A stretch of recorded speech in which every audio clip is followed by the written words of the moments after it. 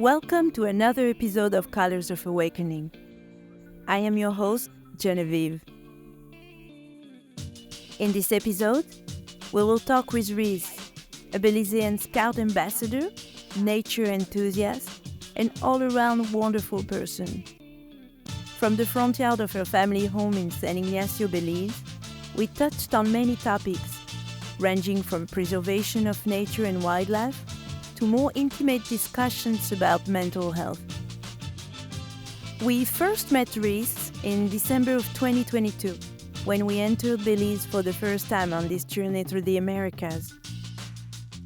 Then, we rented a room from her family, as we spent a couple weeks exploring the western jungles of Belize. Through this time, Reese and her family hosted us with such amazing hospitality. On one occasion, her parents, Ramon and Malene, took us to their land just outside of town and showed us their passion project, where they plan to eventually live from the land in rustic cabanas. It took him 2 months to build this cabin. On another occasion, we went with the whole family to Belize's most remote and impressive Mayan site, Caracol.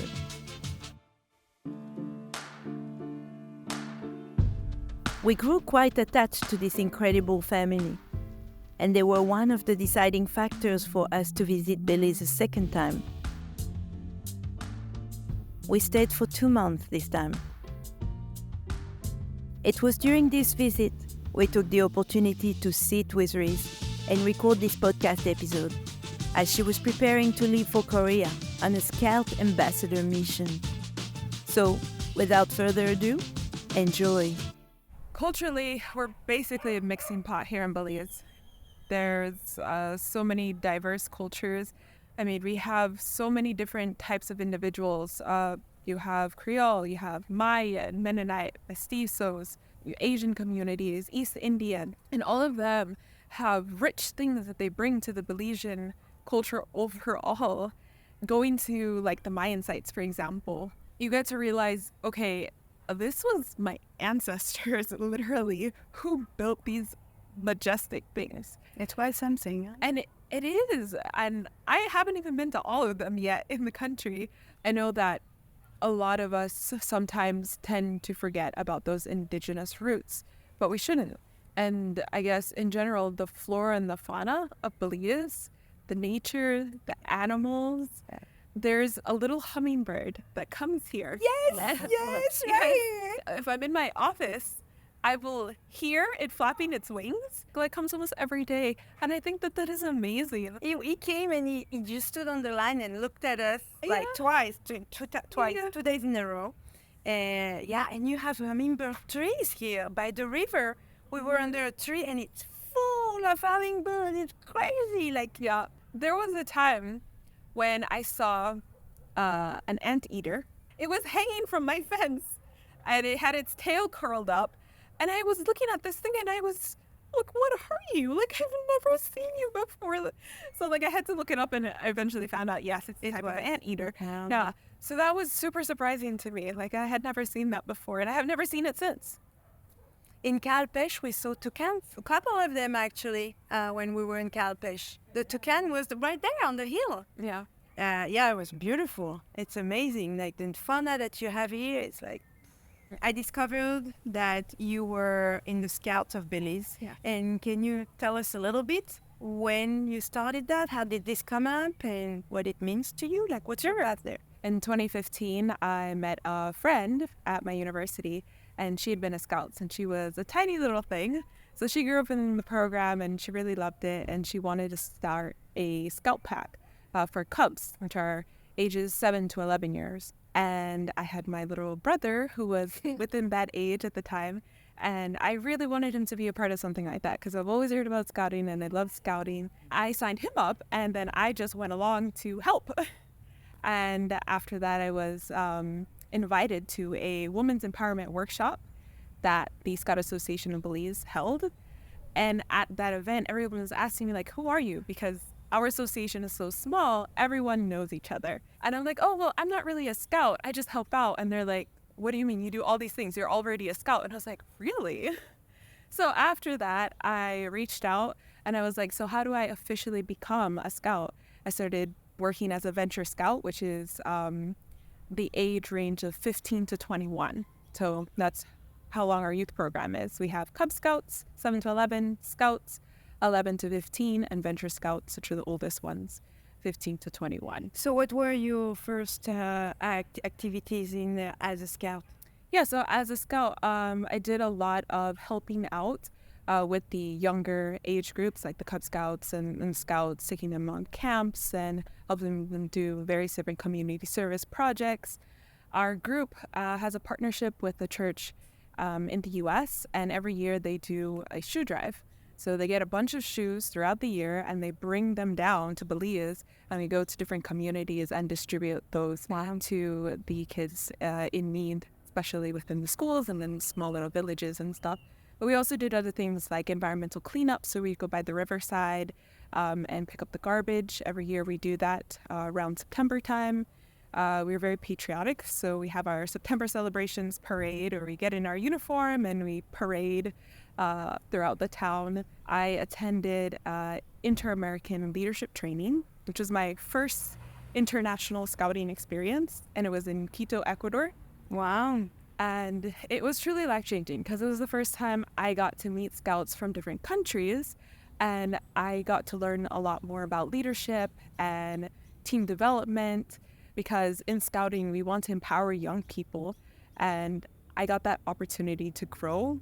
And from then I've been able to move more into the international aspect, which is, well, I guess, the journey that led me to where I am today as a youth advisor to the World Scout Committee. When you hear about scouting, you think about camping a lot. A lot of people think about camping and then that's it. But I'd also heard that it gives you opportunities to grow, to meet people from all around the world.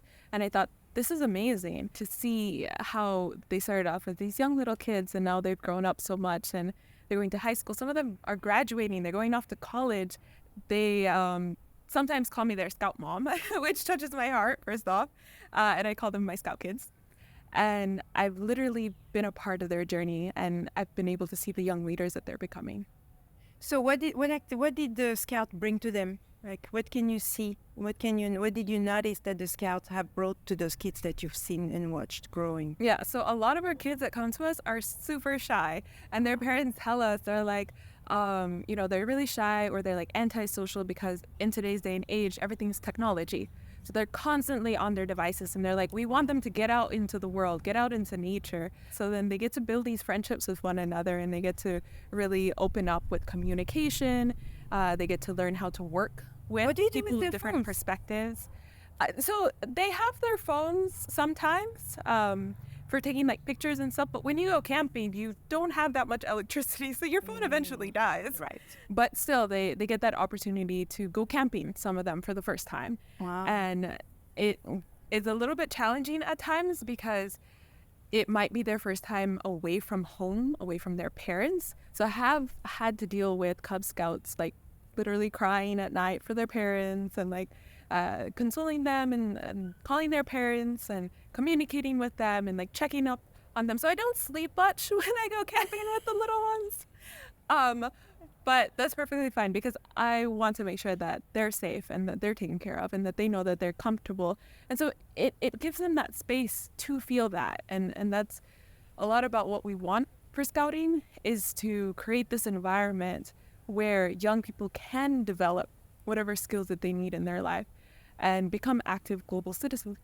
One of the principles that we have in World Scouting is diversity and inclusion. And so we have a drive to ensure that scouting is available to anyone and everyone.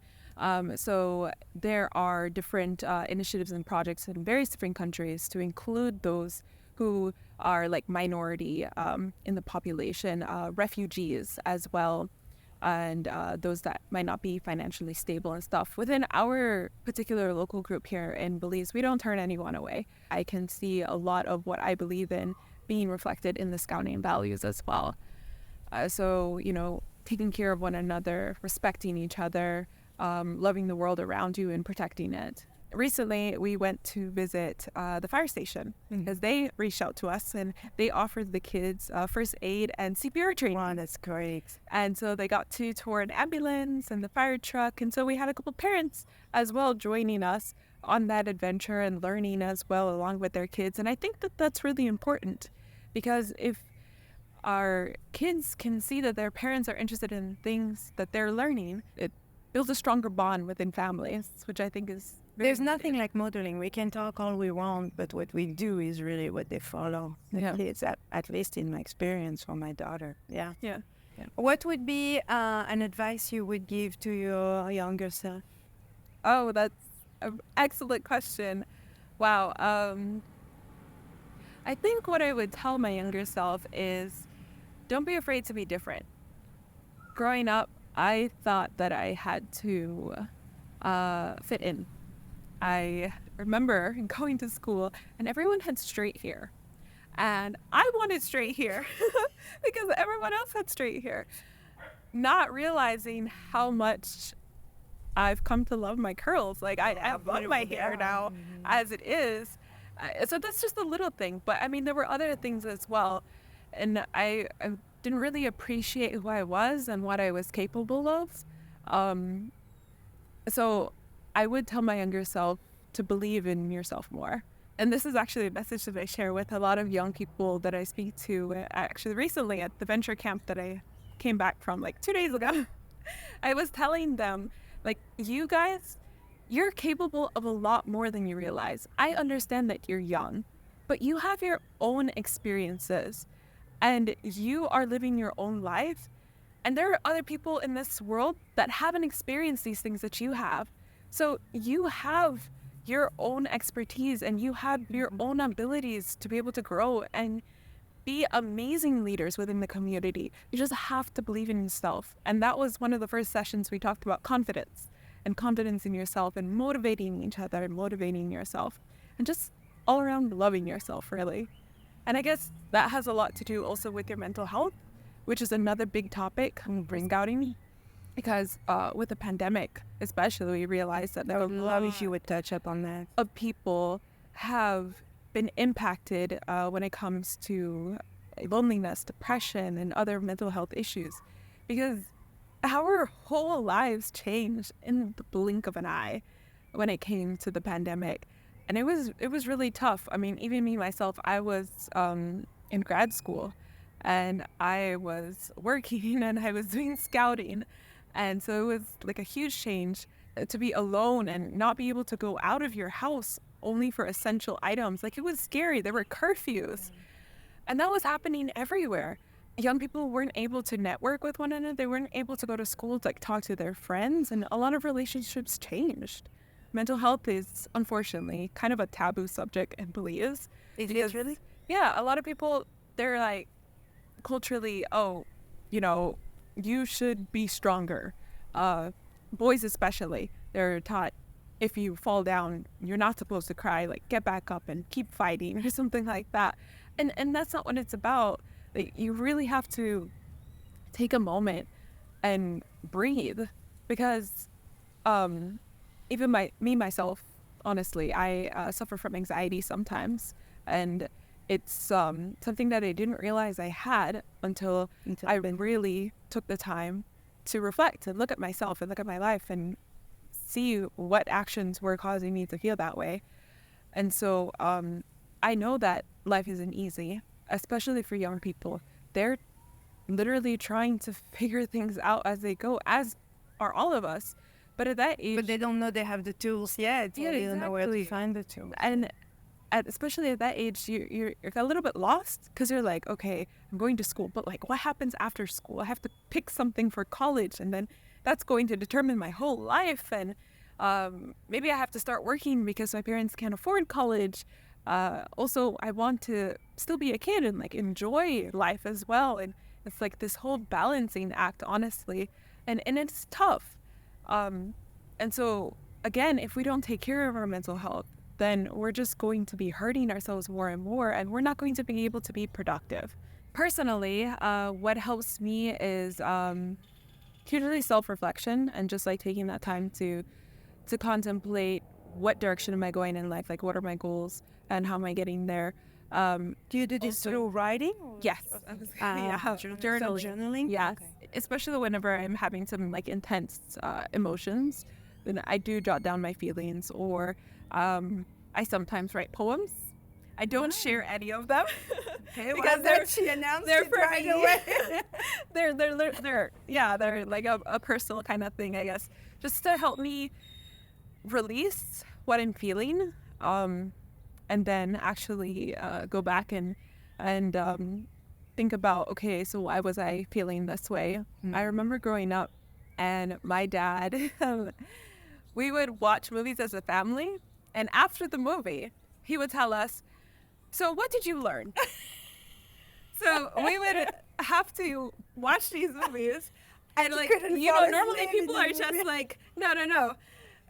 You're enjoying the movie, cool, you eat popcorn, and you go to bed, and it's like, that's it. But no, we would have these family discussions at the end of movies and be like, okay. Which you enjoyed? Yeah, okay. I actually really enjoyed them. And I was able to see, different things happening in different people's lives, and like, how was their reaction to this? And I think that also helps me reflect on my own life. And so, yeah, like, reflection has been like a huge thing throughout my life. And then I guess also for me, it helps surrounding myself with people that I love and trust. I can talk to certain individuals in my life about how I'm feeling and what I'm going through, and that's a huge help. When it comes to reaching out, it's mostly my family, because we have a very strong bond with each other. All of you? Yes, all of us. It's also, I think, a part of scouting as well, because I've been able to create friendships with international scouts that I didn't even realize at the time that they were being created. But there are some people that I really trust a lot, and they don't live anywhere near me. So now to say that I have a couple people that I can actually turn to and talk to, that's like a huge relief, and it's very helpful. A key to us addressing these mental health issues is to talk to somebody who will just listen to us and help us sort out our thoughts. So that brings the topic of like counseling and stuff. I tell people, like, if you need to reach out to a counselor, then you should do it. You should explore the idea, because it's okay. Some people think, oh, I don't need to talk to anybody about my feelings. But if you do, then it's all right. Like, you don't have to feel that it's wrong or anything. I take some mini breaks. So I'll say, okay, I need ice cream. So I'll just go and get ice cream because I want to take a break and take care of myself. And there's a lot of self-care stuff that I do. Like, I'll do a face Being mask. your best friend. Yeah, and or I'll take a nap, or like I'll read a book just for fun. Just spend some time with myself. Did this come naturally, or did you learn all these things maybe in order to pass them on? It did not come naturally. It did not come naturally. It did not come naturally.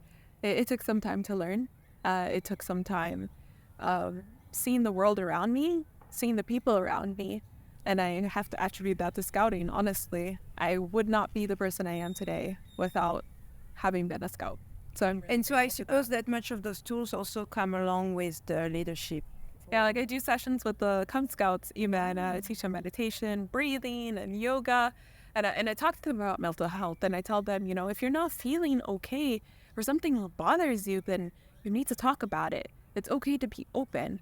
I really think that it has allowed me to slow down a little bit when it comes to the world around me and appreciate things. And also has me be aware of a lot of issues that we have in society. I mean, we have climate change, we have inequality, and these are all really, really important things that need to be addressed. And from there, we have scouts creating different projects to help address them, to help make this world a better place, because that is actually one of the aims of scouting, is to create a better world. Do you feel that these problems of climate change in Belize? Do you see nature being impacted by this? Like, do you actually see a difference over the years that you've been in Belize? Yeah, because it has been the hottest year it has ever been. I recall going to school and I had to wear this uniform, which I was not used to, and it was this very long gray skirt, like knee-high white socks and like a white blouse. And I thought, gosh, and I had to walk from home to school and back every single day. I can't imagine doing that now in the temperatures of today. Wow. Yet there are kids doing that. And I have also been traveling quite a bit. And those places, people have been telling me, like, we haven't gotten rain. We can literally see all of these impacts of climate change happening. And there needs to be a lot done in addressing them. In Scouting, we have this initiative called Earth Tribe, where we look at projects that encourage the use of renewable energy, as well as addressing plastic pollution, because that's... How is that going here, these kind of issues, this kind of program here in Belize? In the country of Belize itself, we actually have a single-use plastic ban. So single-use plastics have been banned from being imported into the country and being used. So there's a lot more biodegradable things. And then for our scouts themselves, they do various different environmental projects and cleanups. Earlier this year, we took the Cub Scouts to the Iguana Conservation Project at St. Ignacio Hotel. And so they were... Right here? Yeah, it's not very far. And they got to learn a lot about the iguanas and stuff. And one of the things that the presenters told us was that there are a lot of people hunting iguanas and eating iguanas. The kids were able to see, oh, okay, well, you know, we need to go back to our parents and we need to talk to them, as, you know, some of them do this. And so there was some conversations around that.